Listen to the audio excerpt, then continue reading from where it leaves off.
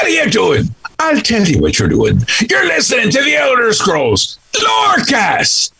Either you are, or I'll be skipping rope with your entrails. Ta-ta. This is the Elder Scrolls Lorecast, your source for lore and so much more.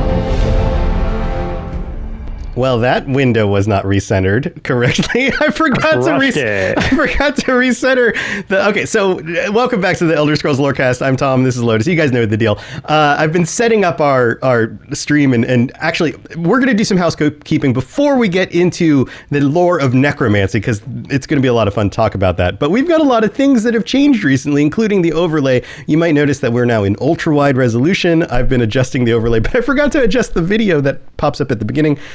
Anyway, welcome back to the show. We're just making this up as we go anyway. But Lotus... It's still more organized than my other show, shockingly. So, first of all, I have to apologize. I wasn't able to be here last week because I basically couldn't even talk. I had some crazy flu-like symptoms. I didn't actually have a flu. I didn't test positive for flus or COVID, but if this was a normal head cold. It was a very strong head cold with lots of other flu-like symptoms. I don't know what was going on, but I'm feeling better. I'm on the mend. I'm so sorry I missed the patron chat. You guys looked like you had a great time. I was going to say, we had an offensively fun time in your honor. It was very good. And I had actually brainstormed that idea. And usually the patrons are the ones who come up with stuff. And then somebody had said a similar idea, and I was like, what about this? And they were like, oh my God, that sounds like fun. And so I've been looking forward to that, because that idea was like in my head for a week and a half before we actually got to the show. Anyway, so glad that you all got to have a good time. But first of all, before we get into necromancy lore, this is going to be fun. It's going to be multiple episodes about different things having to do with necromancy. We're going to give you kind of an overview in this episode. But before we get into it, we've got some stuff to talk about. First of all, you can leave a message. We have a new way for you to leave a voice message that we will read out at the end of the show. I can't promise we'll read out every message, but we're going to leave a section at the end of the show, kind of like the random page at the end of the show, where if you leave a message and you want to leave, I don't know, a question or a comment about a recent episode, or something just totally random, but the more random it is, it may or may not be likely to be I was going to say structured randomness is definitely better if it can somehow relate to something, even if it's sort of randomly topicked. Yes. Might fit better, if that makes sense. You never know when you open things up to the internet at large, what's going to happen. So the way to do this, there's going to be a link in the description for the show, whether you're watching on YouTube or whether you're listening on the audio platforms. And if you want to just type it in right now and leave us a message or just bookmark it for later, it's real easy. It's voiceline.app/Elder Scrolls. That's it. Voiceline.app/Elder Scrolls. And head over there, leave us a little message, and then we can play it on a future episode. We've got one for this week, which I'll play at the end, and we'll comment on it. All right, point number 2. I'm back to streaming. I streamed like 4+ hours of Skyrim this morning, and I'm doing these challenges. I'm creating content around challenges for live streams. I'm going to edit them down into video content that's going to go up on the Robots Radio YouTube channel. And the challenge that I'm doing right now is a permadeath necromancy run. And it was absolutely ridiculous. The first 4 hours we had Dr. Bones, and Dr. Bones was doing real good until all of a sudden he wasn't. So I'll let you fill in the blanks there. How permadeath goes. It's just, everything's fine. Everything's fine. Oh boy, everything's not okay. This was a bad idea. Oh no, what do I do? Yeah, so I'll be doing that live. The live Twitch streams are on Twitch and on the Robots Radio YouTube channel, streaming to both. If you want higher resolution, go to the Robots Radio YouTube channel, but you can watch on either. Those will be, I don't have a regular schedule, but just make sure you follow, and then you'll get the notifications and all that kind of stuff. In a similar note, item number 3, we are finally doing our ESO giveaway. We've been teasing this for a while. It is now set up, and this is how you enter. Actually, this is what you get. The winner will get the newest chapter for Elder Scrolls Online, and if you don't already have Elder Scrolls Online, it will give you the base game as well. So you don't have to worry about having purchased anything. You could get basically the entire base game and then the newest chapter if you win the giveaway. How do you win the giveaway? You head over to our Patreon, patreon.com/Elder Scrolls Lorecast, and you can sign up for free as a patron. Free patrons get basically notifications and things like that, and you get to enter giveaways like this. And all you have to do is comment a fun permadeath sort of, not even permadeath. It could just be any sort of challenge you would want me to do on stream playing Skyrim. And the funnest, craziest answer, Lotus and Lotus, I was thinking we could go through it the week before the patron chat this month, and we could go through all the different ideas, and we could pick one. Yeah, do like a live. Yeah, I would say a live selection, but like a live drawing is like, all right, this is our winner type of thing. Yeah, yes. I kind of liked that idea, so I would be for that. That will depend on having enough entries to actually turn that into a whole episode or not. We'll see. But you come up with a really fun Skyrim kind of challenge. It can be around the base vanilla game. It could be using a specific mod, and if that's possible, I can try to get the mod to work. Like there's a mod that allows you to be a dragon. You could say you have to be a dragon, and you have to kill everybody in Whiterun in less than an hour. Go, and I'll be like, all right, maybe that's the challenge I'm going to do today. That kind of thing. So leave your recommendations in the comment to the post on the Patreon, and of course you can sign up for free. You don't have to pay to be a member of the Patreon, but you just don't get all the other perks that you do for paying. So we've got that going on.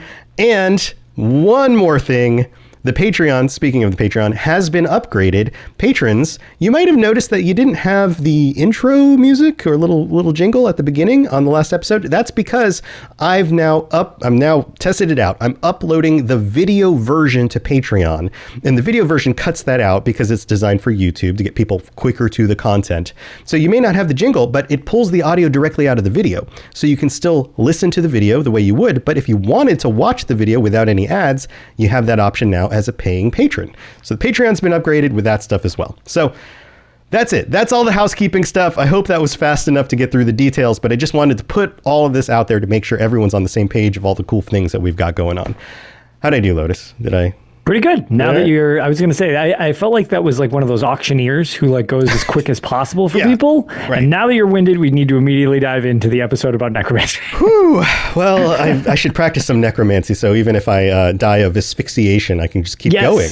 Because luckily for you, I can just I've been practicing, so I'll just res you, and you'll just go right back into the episode. All right, so this seamless transitions. So this is how we're going to do. We're going to go through a lot of the details, about kind of the more general details about necromancy. We're pulling a lot of this information, of course, from the UESP, friends of the show, super awesome guys, best website for Elder Scrolls lore and wiki for the ages stuff. Tons of stuff on there. Go check it out. But here, let's talk about necromancy. And of course, I'm going to quote some stuff, and then we'll chime in with different perspectives. And of course, Lotus can talk about necromancy through all of the games and all the wackiness. So here we go. Let's just start at the top of the article. It says here, necromancy, also called the necromantic arts, the dark practice, is a manipulation of the souls or corpses of the dead. And souls or corpses is important because there's more detail around that. We're going to get there. Dragons know it as Alak Dilan, which sounds like a very dragon-y kind of thing to say. Yep. That was one of my personal favorite pronunciations you just rifled off. That sounds like you intended to say that. Maybe I pronounced that one right. That's the first time ever pronouncing a word correctly. 300 episodes in, one of the two of us finally managed to pronounce something right in one try. Yes, I'm on a roll. Let's see if I can ruin it. All right. Practitioners of the dark arts are known as necromancers or necros in the common parlance, as a different meaning in our real world. Different groups and cultures have varying positions on what exactly constitutes necromancy. In its broadest sense, necromancy can be understood as any form of soul manipulation. So that would even include doing things like, I don't know, using an enchanted weapon to capture something's soul in a gem. Right. And you're going to start bleeding into the situation of like conjuration. Well, you use soul gems, but again, other than just the enchanting aspect, you use, you generally can conjure creatures to then trap them in soul gems. So you're starting to blur lines of like, this is sort of a trend with a lot of the magical arts in their various forms, is they kind of have a little overlap with each other. And this is no exception, even though this one is largely considered illegal or frowned upon or morally like corrupt or whatever. Yeah, and we touched on that when we talked about conjuration back in, I don't remember exactly when it was, like a year and a half ago. Yeah, we went through back. all these different schools of magic and how they make sense and where they come from and all of that. So if you want more detail about conjuration and how it kind of butts up against necromancy, definitely stuff over there. And to kind of wrap that section up, some people consider necromancy a subset of conjuration, that it's not its own practice, it's just one area of conjuration. Others think that it's sufficient enough to kind of be its own thing. Yeah, again, just because they abut each other doesn't mean that they're necessarily the same thing. And necromancy is definitely a more polarizing subject for the denizens of Tamriel than you're going to get with conjuration. Not too many people, I think, are going to get too bent out of shape if you conjure a mud crab or a crappy fork. Right, yeah, fork, a sentient fork, a fork that has somebody's soul stuck in it. Yeah. I only eat with this one fork because Grandma used to feed me breakfast and she's still living. Exactly. Okay, so outside of conjuration, some people consider this to simply be death magic and for death magic to be its own category. And so necromancy is not really conjuration, it is part of the bigger realm of death magic, which sounds pretty badass if you're a necromancer. I'd go with that if I'm a necromancer, you know? Yeah. I mean, like, I don't know. I feel like everything's so morally ambiguous in this world. It's a little tricky. I don't know. I find it's a little almost like needlessly hair splitting for what some of the people consider illegal. I mean, this we can get into it a little more later, but it always struck me kind of more as a control thing, sort of like they have with other varying arts that are eliminated, like the fact that levitation is, been outlawed later on in the series. And granted, seems like it was for a design choice, but it was written into the lore that it was like, okay, you know what? That's no, we don't allow any more levitation type of deal. So I've always felt that, like, in the grounding world of Tamriel, I feel like it was kind of just a situation where people are splitting hairs. It's like, I mean, you're making deals with Daedric princes, but you don't like that. It's like, Yeah. It's also kind of the thing that academia does, where you try to define things in separate boxes, but really everything just kind of has this overlap. You're right. So it's impossible to completely segment everything out into boxes. Yes, and it's one of these situations where it's kind of like it's a morally gray thing because you're doing some pretty horrific stuff at points. So it's like, well, how do you make it so that everybody doesn't just feel totally okay with just being complete psychopaths and, like, murdering people just to resurrect them and stuff like that? It's like, okay, well, maybe if we just outlaw it as a practice, then and that's why we'll also get into the fact that, culturally it's accepted more in some areas than others. Right. Yes. And I like Mr. Dragon's comment here in chat. Mr. Dragon says, the fork must have been enchanted with a black soul gem. I have to wonder if maybe the black soul gem is just shaped like a fork. It turns out that's what it is. It's just like they didn't have the graphical power to do it in Oblivion with the black soul gems. It was just like, no, it's supposed to be fork shaped, but instead it just looks like a rock. Right. It's just, you just kind of, crafted a gem that was fork shaped. That'll work. It's fine. So this is interesting. Yeah. So this is interesting. Much of the knowledge of necromancy is often attributed to Daedric influences, and this is part of why it is controversial. It's controversial because it's death magic, and clearly you're taking over the will of the individual and their soul for yourself. You're deciding for them what happens to them or to their body, which is has to do with, like, giving agreement towards that, like you take away their will, but also often it's attributed to Daedric influences like Molag Bal, because Molag Bal is also the father of vampires, undead creatures who often practice and have a heightened affinity for necromancy and work alongside necromancers. And in some ways, vampires could be seen as being these, like, living dead and just kind of fall into that category of death magic in sort of a kind of Daedric way.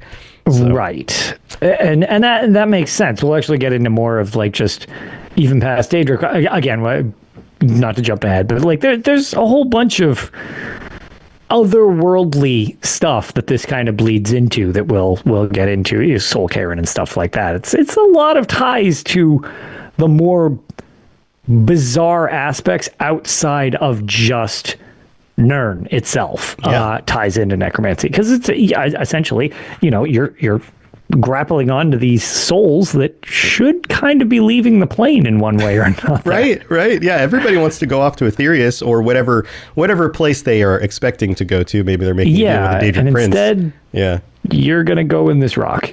Yeah, right. You get to live in a rock for the rest of life. And we've talked about this. So let's talk about the dark practice of necromancy, because it has to do with souls. And we've done entire episodes about what are actually souls, where do they go, how do things become ghosts, what do soul gems have to deal with?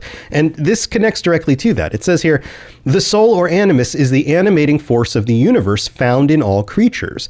The mysteries of this force are not just unknown to mortals, they are unknowable as they transcend the limits of mortal knowledge. Every mage who has tried to unlock the secret behind souls has vanished without a trace. However, mages need not know their secret in order to harness their energy. While modern students of conjuration are content to harvest and utilize the white souls of lesser creatures, and we talked about this before, how this is kind of just a vague difference. It's almost like a labeling difference, white versus black souls. Necromancy is the branch of the arcane arts that is concerned with the harvesting and use of the black souls of mortals. These are like the races of Tamriel, like self-aware people. Yeah, the idea is you have sentience, and it's like you become a different quality of soul. You're equal to a grand soul gem, but you're a little fancier. Right. Which is weird, because also when you get into grand soul gems, those creatures also seem sentient, but not in the same way. For example, like a golden saint. They're sentient, right? But they're like a Daedra, so it's they're a Daedra, so they're still technically a white soul for a grand quality. It gets a little weird. Yeah, and there's a flip side to it. But here's the flip side, though, is that you would assume that all the black souls are like the playable races that everything from the Mannish or the Elvish or the beast races and any of that stuff. But it turns out that races like goblins still can be like used as black soul gems on occasion. Like it's one of those weird things, and they also can even dabble in necromancy. So and we talked about this before, how orcs weren't originally one of the playable races, but then they got upgraded they were in the game. Same thing sort of with the idea. Well, it wasn't exactly the same, but the idea behind Argonians, they weren't really lizard people at the start, because then they were actually lizard mans in the first game. Right. So does that mean that goblins should be a playable race? Does that mean that they are like, I don't know, everybody's been racist against goblins, but really, they're funny little creatures, but maybe they are as sentient as anybody else, just like people look down on the orcs. Or what about things like reeklings, right? I was about to say that's a similar idea with reeklings. Like, it gets what a surprise. It gets murky where the lines are drawn, because it always does. And it's interesting, just because you can tell a lot of this is from a gameplay design standpoint, because you kind of want to have like the quality of them, but at the same time, from the in-universe aspect, it's like, oh, well, it's kind of weird, because like, what determines how sentient you need to be to cross that threshold? Right. And Rob makes a good argument in chat. He says goblins have culture, trade, language. They've got an organized society. They have religion. They have a lot that makes them the potential for a playable race. Yes. Yeah. So that's part of this, and that's one of the debatable things about black and white soul gems, and how does that actually work.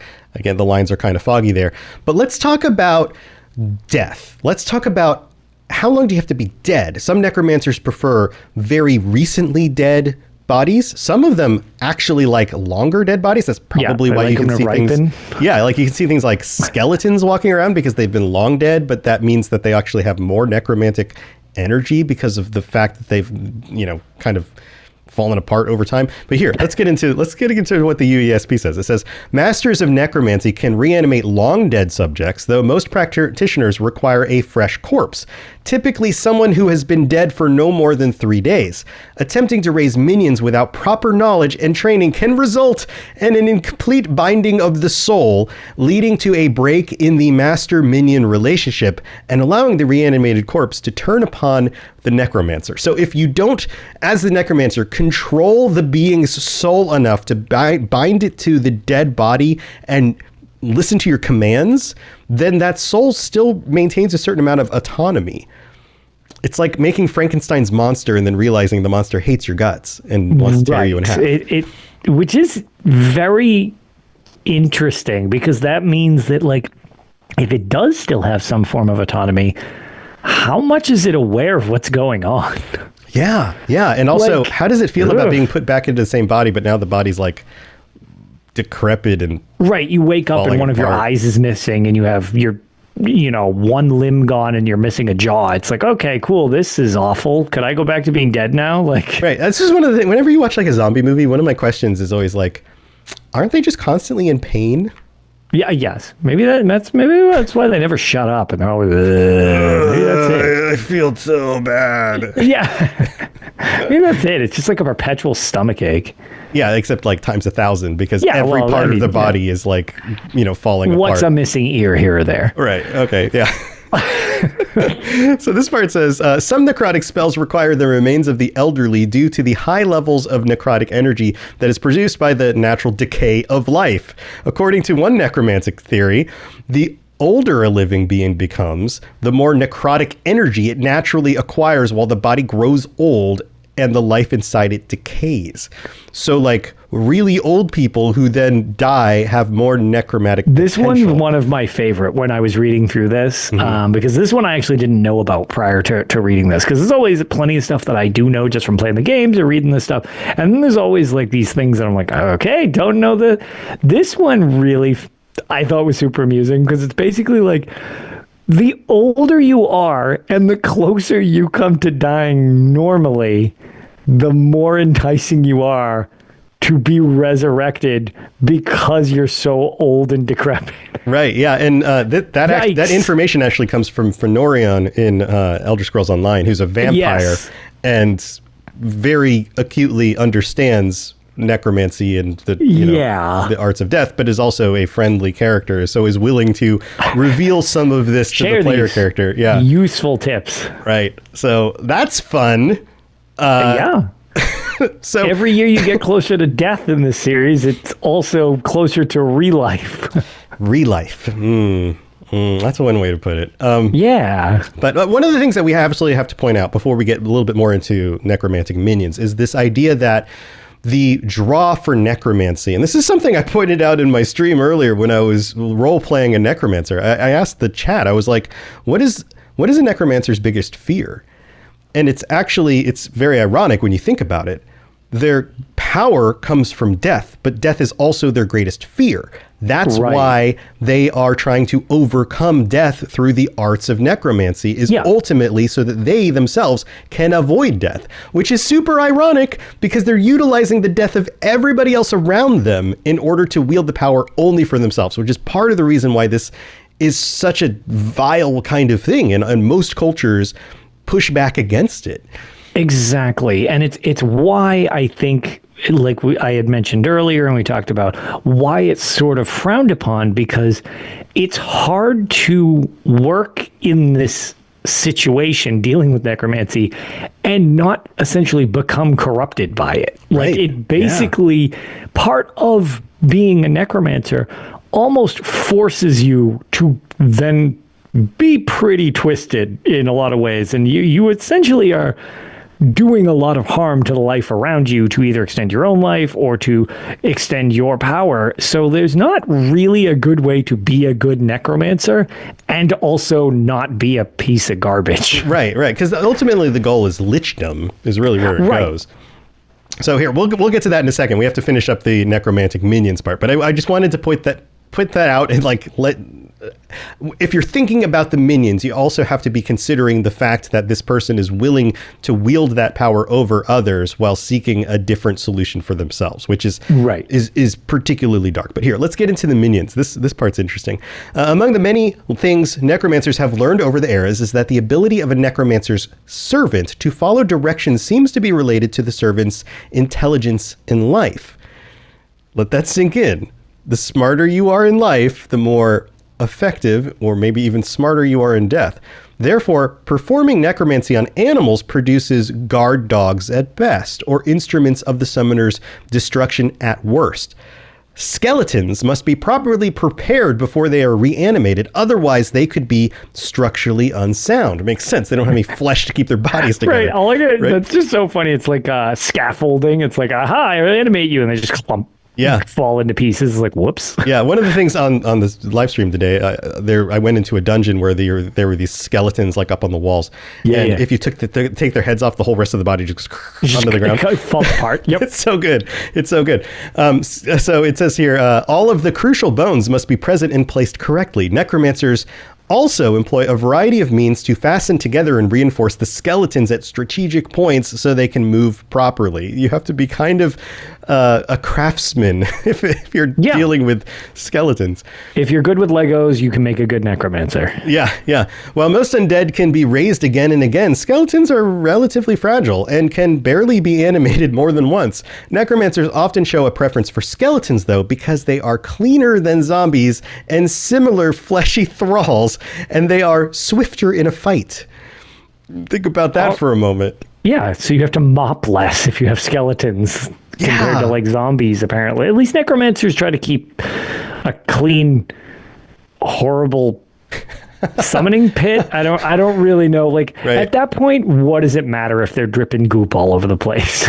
I think if I'm that far in, I don't care at that point. Yeah, if I'm gonna have like my evil bad guy lair, then I think I would rather have a bunch of like very, very cleaned bone servants than a bunch of zombies drippy all over zombies. The place. Yeah. I don't know. I feel like I don't think I would care at that point. Everybody's just living in these dank caves. It's true. It's wet already. Like the smell, though. Like you can clean the bones. Smell so could the be pretty offensive, I suppose. This is awful. This is truly awful. Oh, you're like your zombie servant comes and brings you dinner, and you're like, no, zombies can't be touching my food. I can't allow that. Yeah, that's not healthy. Not going to allow that.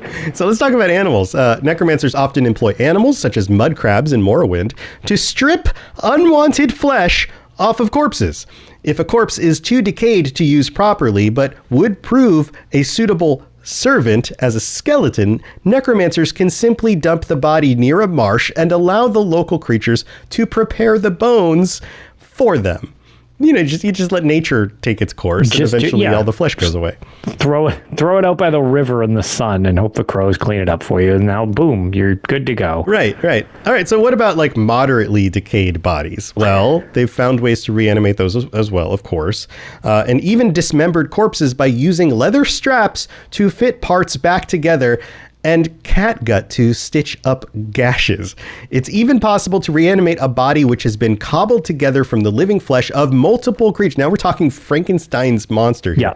Yeah. Still, these zombie servants are relatively dull-witted and weak. If Necromancer invests a little time and effort, he can mummify a corpse.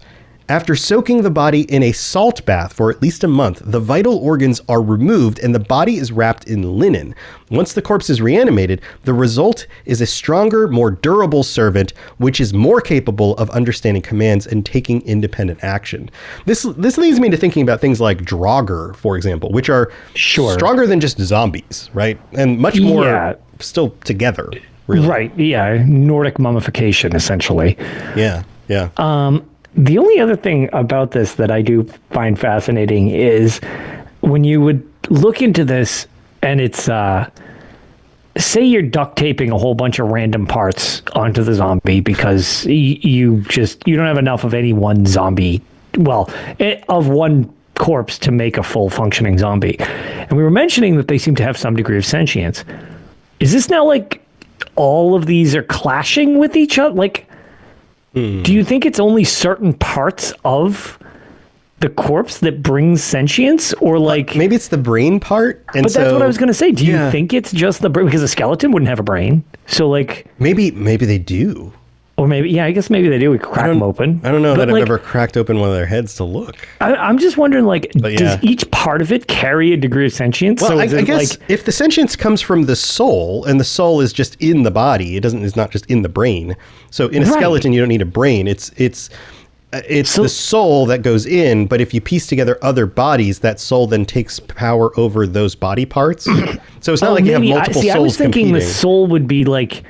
No, yeah, I guess that would make more sense because we're just kind of using the body as a vessel and inserting the soul to the scenario. Right. The body's like a walking soul gem. Yeah. That's what's going on. You're right. I think that's correct. Yeah. Okay, I can see where you're going with that. That's because I'm thinking like, well, how much of a soul is in this guy's foot compared to this guy's like shoulder? Right. And it's like, are they jarring at each other? But it's like, no, those would be kind of just the innate or inanimate objects that you're then putting the soul gem into. So it would be whatever the sentient was in that soul gem. So, okay, never mind. You cleared that one up. I got it. There you go. Got it. No. Perfect. This final paragraph in this section of the USP is great. Okay, get this. Necromancers have developed a great deal of innovative ways to manipulate souls. For instance, a necromancer can reanimate a corpse by conjuring frost around a human corpse and then imbuing a loyal spirit into the frost instead of the body.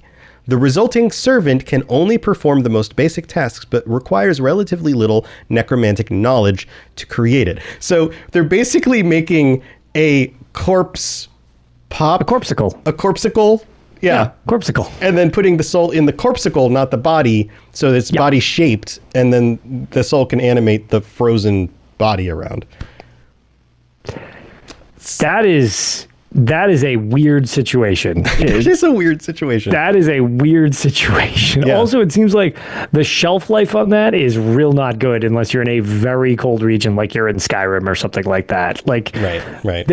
There's not a lot of areas that I can foresee the temperature ever not becoming a problem, at least at some point. Right, yeah. I mean, you can beat this enemy by just heating it up.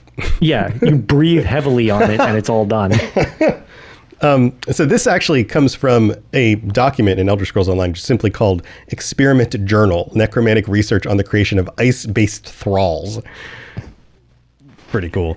Yeah, it's certainly interesting. It's just, it seems, I can definitely understand why those things can really only do menial tasks, because I really don't see that would last very long. Yeah. So here, let's talk about the ultimate goal of many necromancers. Not every necromancer, but many of them is lichdom, is this idea that they can master death in order to extend their life indefinitely. And this is not something many of them succeed in, but some do. It says here, relatively few necromancers have succeeded in turning themselves into liches, but many of them believe that achieving a state of lichdom is the ultimate goal of necromancy. I don't know if they've ever looked at other liches before, but it doesn't look very comfortable. No, cool. You can be alive forever and also still be pretty unhappy. Yeah. So there's debate about the best way to do this. Scholarly works and folk tales speculate about how one would do this, but there is only one path that is somewhat well known, and even then, most details remain hidden. This is still something that takes many. Man in Marco, for example, it takes many very powerful mages a very long time to figure this out, because once any of them figure out the secret, it's not like they share it with each other. It's not like they're uploading it to the MageNet and being like, "Hey, everybody, I figured out the secret to eternal life." And it's very risky. It says here, ascending to lichdom is a risky endeavor, unique in some ways to each necromancer who attempts it. It requires extraordinary willpower and necromantic knowledge, as well as a magical relic of great power and a plentiful amount of living souls. The necromancer casts a powerful necromantic spell on his subjects, using the magical relic as a casting focus. The spell is designed to steal living souls in an incredibly painful process. Intentionally painful. This is intentional, not incidental. For the right to work, the soul must be wrenched from its body as painfully as possible. Collecting and egregiously torturing an abundance of souls in this manner is said to be crucial in the ascension to lichdom. How does that make you feel, Lotus? Yeah, that's where it's really like, okay, there is no way to do this benevolently. It's just like inflict as much horror to somebody as you possibly can, because that's when you're going to get the best result to your necromantic ritual. Right. Yeah. There's no way to just be like, yeah, so I'm going to just do the most horrific thing possible to this soul or whatever. And that's, I'm doing it for a good deed. Like, there's no way to really have this part of necromancy not just be like morally reprehensible. Like, how do you even justify that at all? Exactly. It's in and of itself, it's such a greedy act, because you're, it is at the extreme expense of anyone and anything to prolong yourself. So it's just like, there's no way to have that be anything but self-serving and greedy. So that's where it's kind of like, if each of these steps along the way might lead you to this, the end goal being this, in a lot of scenarios, potentially all scenarios, if you're dabbling in necromancy, it's one of those things where I think the reason that so much of it is outlawed beforehand is sort of the slippery slope argument. Mm-hmm. Well, how far can you get in this before you've gone too far, and now you're basically trying to make yourself a lich? Right. And there's no way to do that without being a horrible monster. Right. Yeah, no, it's absolutely terrible. And you mentioned there's no benevolent way to do this specifically, to be a lich specifically. But there are necromancers who do have benevolent intentions, which we'll get to in just a minute. Why it gets weird, because the arts themselves aren't always horrific, but essentially the pinnacle of it is horrific. So it's like, how much do you allow before assuming people are going to start getting started? And they're like, well, most people are going to keep trying to progress along a path, especially if they're good at it. Right. Well, the end goal is horrible. So where do you try to cut them off before, like, saying that okay, well, this is illegal, but why isn't this illegal? And I feel like that's why it's such an interesting field of magic in the series. Right. And once you start claiming power for yourself over things, doesn't that become more tempting to see how much further you can go? Right, exactly. That's just it. It's like, I'm really good at this, and I'm actually getting pretty strong. Maybe I'll go a little farther. Actually, you know what? Let's do this as horrifically as possible. And now I'm like undead. Like, I've done all the research. I put all the work in it. I might as well get the reward. Right, and this is the thing. At base level, I feel like you can kind of argue necromancy isn't that bad in some scenarios, and essentially, the better you get at it, the worse you have to be. Right. All right, so let's finish up this lich section. It says here, another important facet of becoming a lich is that the necromancer must transfer their own soul into a physical object. You see this in a lot of different fantasy stories and things like that, right? Tamrielic folklore has long acknowledged this, but tales often perpetuate the misconception that a lich can be killed by destroying that physical object. In truth, the necromancer is only dependent upon the object holding their soul during the transference, the length of which varies with each necromancer.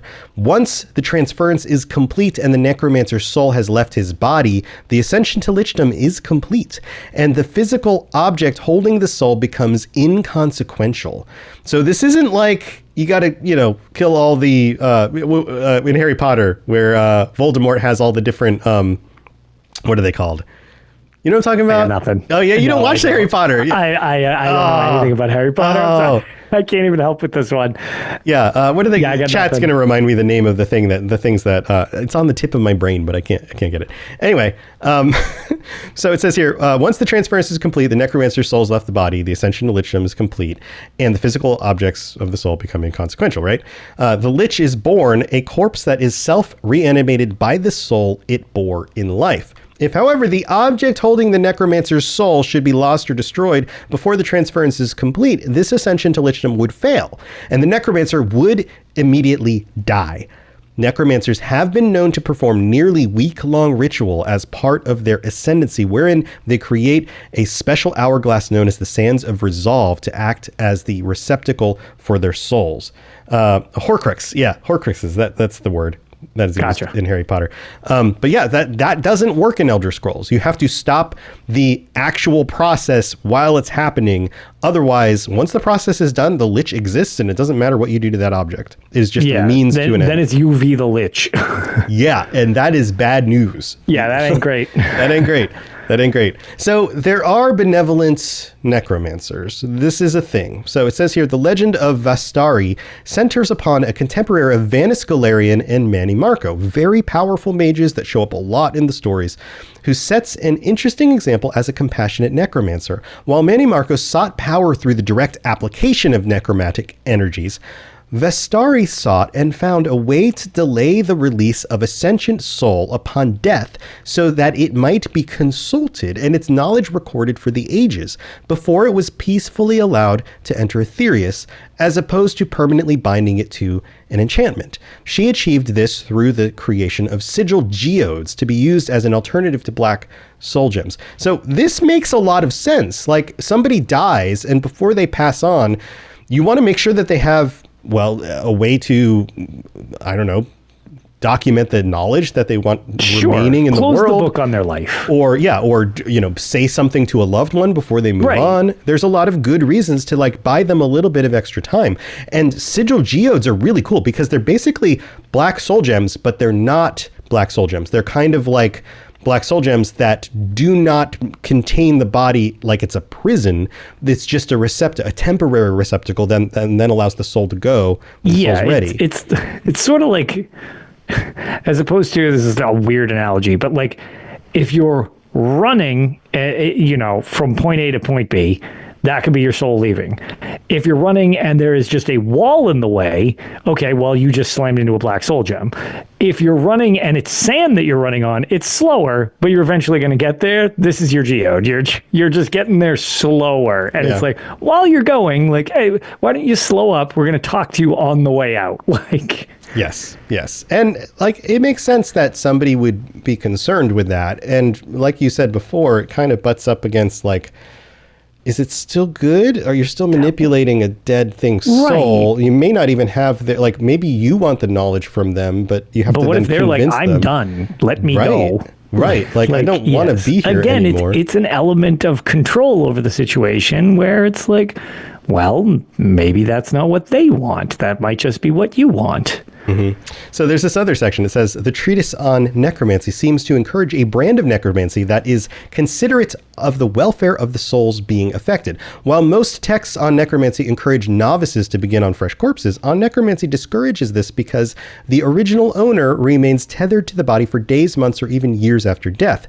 This spiritual umbilicus weakens over time, but the stronger it is, the greater the fight the original owner can muster against the necromancer. The necromancer can typically win this battle, but regardless, the original spirit would be tormented. And this ties into this kind of foggy realm in Elder Scrolls of how long do spirits stick around? What happens to the body? Do they become ghosts? Because ghosts are a thing. Why don't the ghosts move on? Would it be a good form of necromancy to then help the ghosts move on to Aetherius?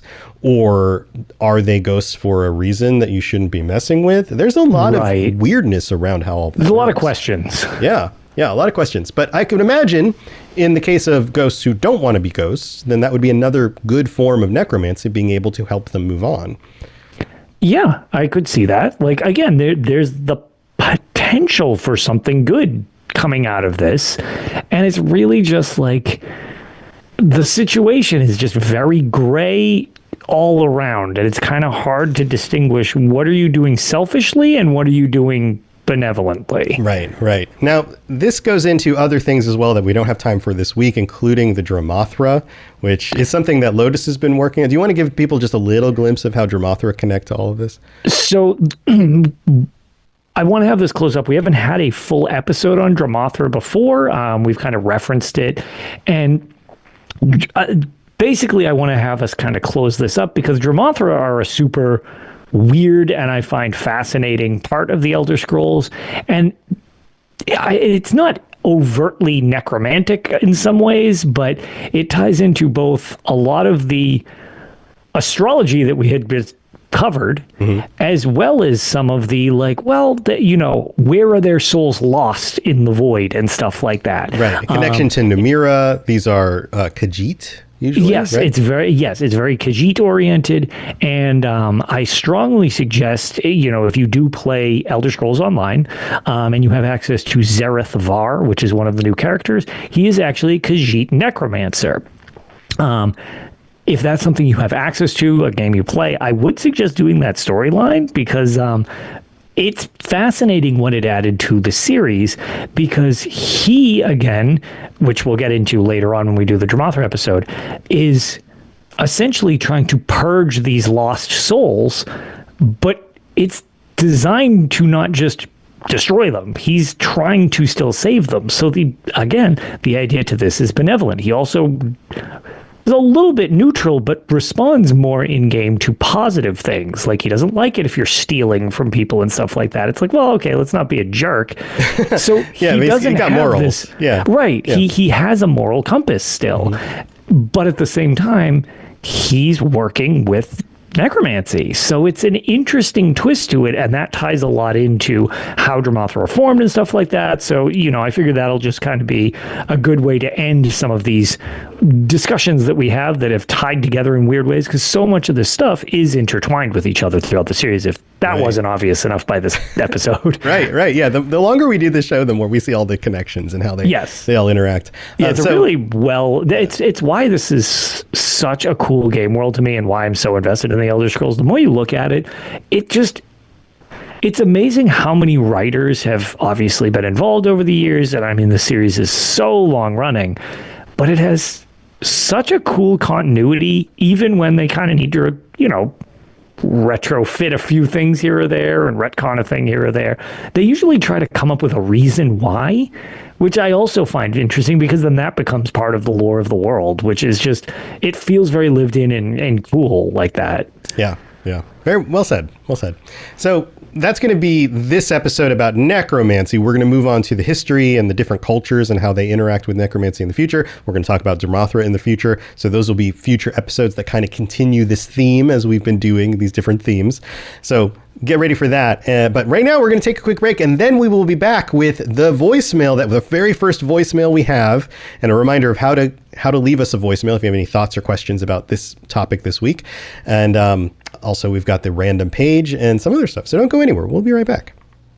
This is Hamish Morak, Dragonborn, and you are educating yourself to the Elder Scrolls Lorecast.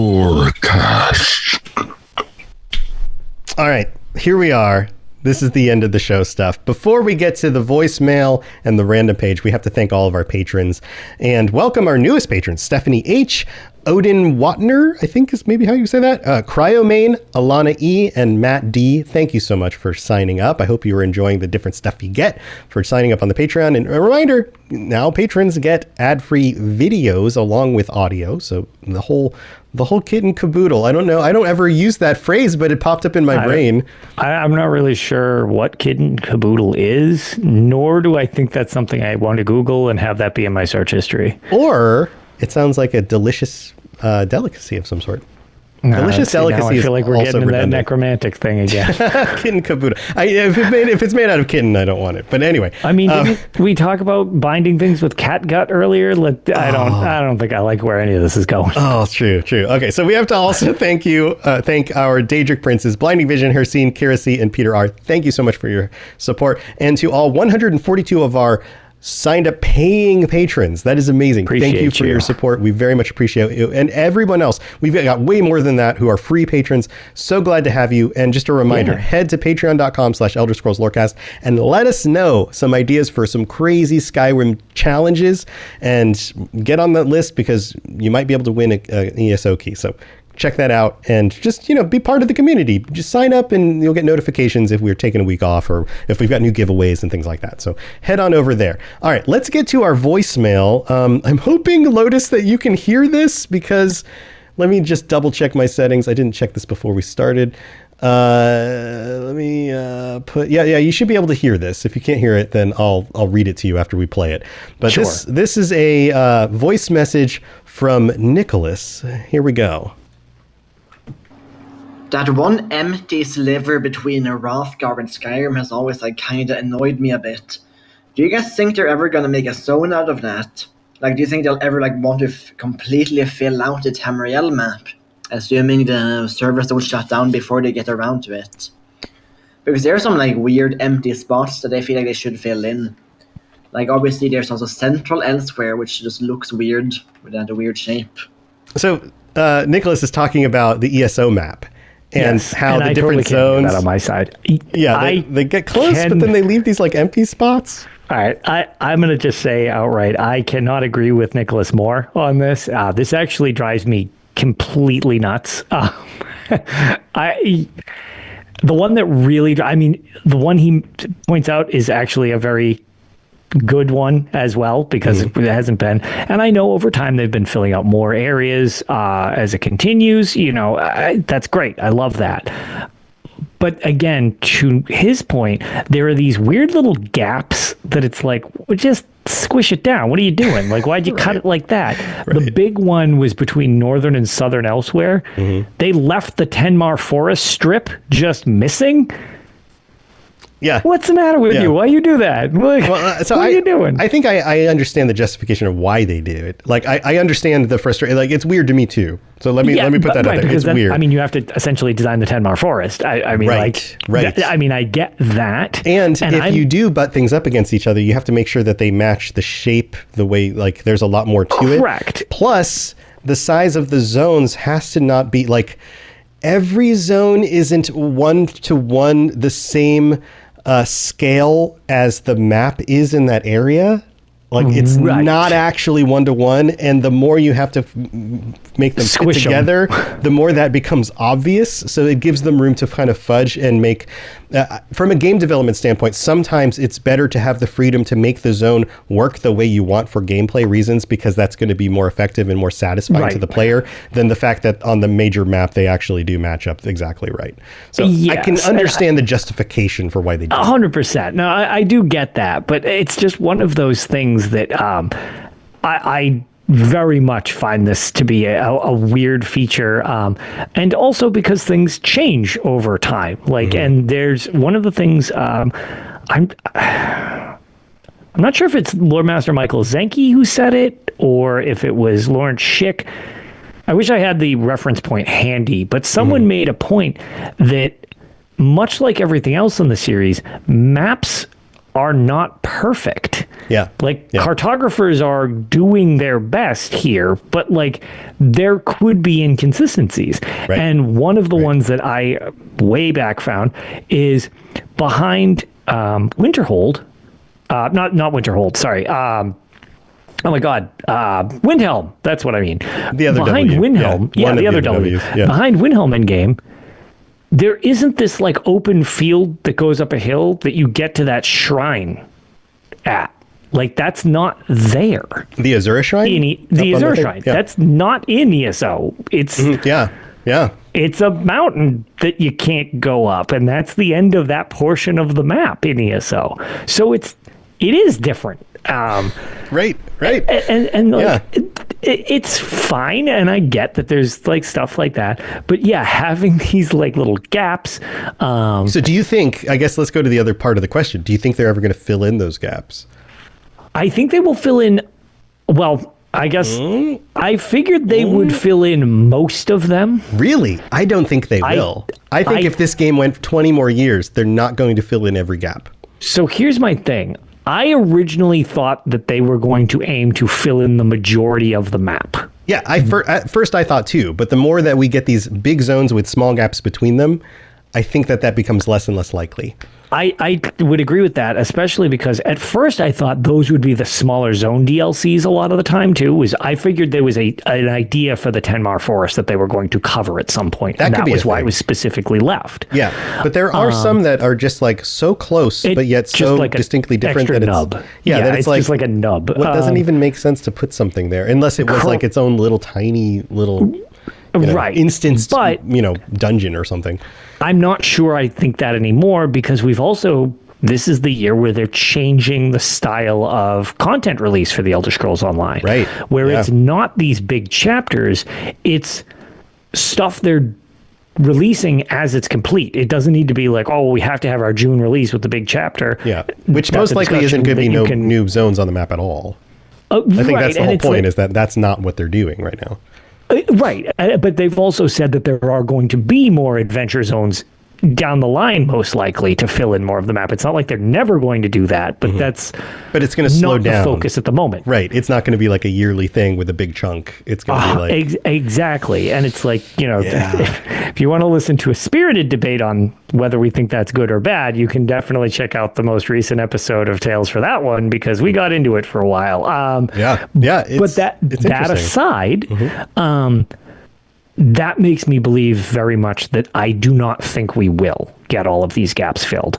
I think we'll probably get a bunch more filled, but no, I think the map will just have missing pieces. And I'm not sure which ones they're going to choose to address and which ones they're going to choose to leave. I think we're more likely to get other big zones that leave gaps than we are to get smaller zones that fill gaps, because that gives them more freedom to design those zones around a sizable chunk of game. And I would agree with that at this point, I think. Yeah. So anyway, there you go. Thank you for the question. That's a great question because it's something I comment on a lot. So, And Tales of Tamriel, Lotus's other show, with Ark, who's in chat right now. They talk about this kind of stuff all the time. So if you want more Elder Scrolls, like gameplay kind of stuff, that's definitely we rub up against those things and talk about it a little bit, but that's the bulk of that show. Speaking of bleed over, it's almost like these two shows kind of bleed into each other, and it's like this weird sort of abutting against each other that they play off each other's strengths. It's true. All right. Weird how that works. Well, we still have the random page, but before we get to that, Lotus, speaking of Tales of Tamriel, you have anything else you want to share before we head out? We should hopefully be recording another episode soon. We had the last show, and then we had a bonus episode where I had mentioned that we were doing the chapter summary, spoiler cast, whatever you wanted to call it. And we did the Gold Road chapter spoiler cast. We combined it with kind of discussing the full 2-year cycle because it started with Necrom. And then it also went into our discussion on what we think of the new format going forward. And, shout out to Avron and TES Benefactor, who both joined. That's kind of like become a yearly tradition, I don't know, like 4 years ago, where they joined for a show. Everybody mentioned that they liked their different perspectives on it. So it became this tradition that we do the spoiler cast at the end of the year. And we held a little longer off on this one just because the cycle is now slightly different. We're not expecting, we didn't get the January reveal this year. So it was like, we'll wait a little closer to when we get the reveal. That was a bonus episode we threw out as well. If you're interested in something like that, we just covered that one. Very cool. Very cool. And I just posted the link for the voicemail. It's voiceline.app/Elder Scrolls. So if you want to leave it, again, look in the description if you need the link. But if you can remember voiceline.app/Elder Scrolls, you can just type it in on your phone or on a computer or whatever and leave us a message.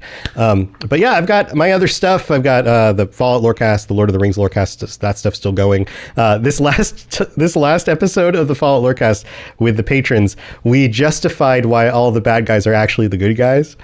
And in doing so, we had a ridiculous time, but we also learned how easy it is to make propaganda because it was not hard. Like, we are not geniuses. We're a bunch of regular people. And we it was just so easy. We were just like, yeah, and this and this and this and this, and that's why they're the good guy.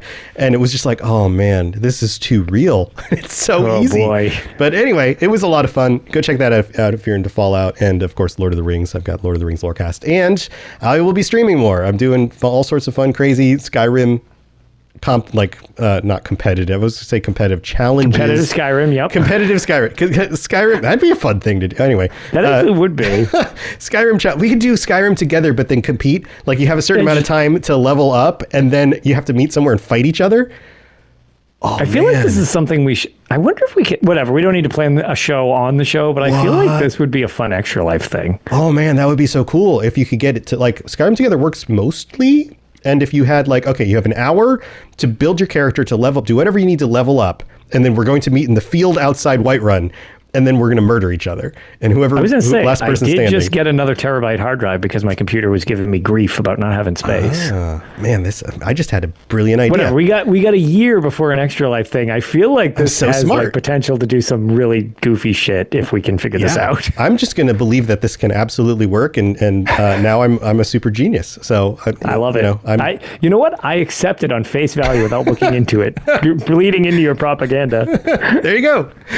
Nailed it. Check out all that stuff. Robotsradio.net for my shows and other shows on the network and all that stuff. You guys know how it is. Oh, and we've got some new shows joining the network. So if you want some help making sure you have a podcast that actually builds an audience and you know what you're doing, you can sign up on robotsradio.net and into the Rocket Club, and I'll help you launch your show. So there's that stuff as well. So new shows on the way. Go check out the website. All right, let's get to our random page. Here's our random page for this week. Are you ready for this one, Lotus? All right, let's do this. This is Elder Scrolls Online. Furnishings, hearth, meals, high isle crab, steamed. Oh, I actually love this thing. Yeah, it's a little edible crab. I mean, it just looks like a regular crab, but it's it's not actually prepared like the meat of the crab. It's just the crab after it was steamed. It's a steamed crab. Yeah. It's just so. As a New Englander, that's just kind of what you do. Yeah, right. You steam it and then you smash it. Like you can use an instrument or you punch it. Whoa. You punch, you smash, punch. Yeah, you could smash, punch it. You can hit it with a hammer. You get a little cracker. Weird. Depending on the thickness of the shell, sometimes you just can eat the whole thing. Just like suck stuff out. Well, soft shell crab, you can just steam it up and you literally can eat it. I have no idea. A sandwich. I'm not much of a seafood guy, so I am. In case anybody isn't horrified by that description, I like seafood a lot. All right, cool. Yeah, well, it says here the furnishing can be crafted at a provisioning station with the design high isle crab steamed. Furnishing plan known. It takes the following materials. This is how you make a steamed crab. Ready? If you were to guess one material that is in a steamed crab, what would be the one material you think would be in the steamed crab? I certainly would assume crab. Okay, well, here's the list. 7 decorative wax, 6 alchemical resin, 3 Bervez juice, and 1 Stendar stamp. No crab needed. This is like the spam. This is the spam version of a crab. I was going to say, mud crab chitin is an ingredient in the game. Why would it not involve mud crab chitin? It's not on the list, but it does require the skills solvent proficiency 3 and recipe improvement 4. You're right. This is spam. This is the spam version of crab. Yeah. Yeah, it comes in a gross can, and you pop the lid, and you're like, "Here's your steamed crab, no crab included." And they've even gone to the they've made it crab shaped, so it comes across even more. On top of all of this, you could probably eat it even if you had a shellfish allergy because it involves no actual shellfish, no actual crab, just wax, resin, juice, and a stamp. Thanks, I hate it. You're welcome. Thanks, everybody, for tuning into the Elder Scrolls Lorecast. Hope you're enjoying these episodes. And Lotus and I will be back next week. Thanks for being here. And chat, thanks for being here as well. Hope you guys have a wonderful rest of your week. And until next time, don't eat high isle crab steamed because there's no crab included. Unless you have a shellfish allergy, then go to town. There you go. All right. We'll see you next time. Bye, everybody. Thanks for tuning in to the Elder Scrolls Lorecast. Check out robotsradio.net for more podcasts just like this, and join us on the Robots Radio Discord. Be part of a community of over 5,000 people who are excited about video games and so much more. Robots Radio. Games, lore, stories, community.